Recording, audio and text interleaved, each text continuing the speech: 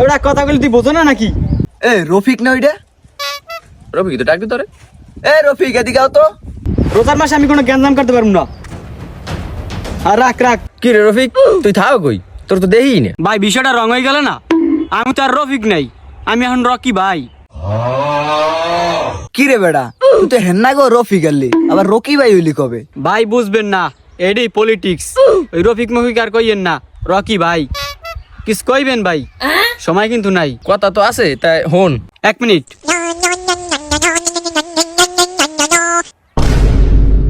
Hello, আসসালামু আলাইকুম চাচা। চাচা দুঃখিত, আজকে না আপনাকে বাড়ি ইফতার করতে পারবো না। না ওই এমপি সাহেবে দাওয়াত দিয়েছে, হাগো বাড়তে নাকি আজকে ইফতার করা লাগবে।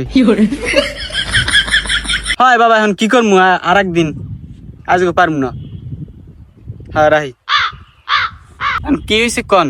কি রে এমপি রকি রফিক, আমি তো কিছুই বুঝতে আসি না। এখন তাই আজকে রাইতে আমরা ডাব চুরি করবো, থাইস তোর গাছ ওটা লাগবে। কইলেন নাকি? মাথাটাই তো গরম করে লাইলেন। এ মে আমের কই নাই, আমি আর রফিক নাই, আমি এখন রকি ভাই।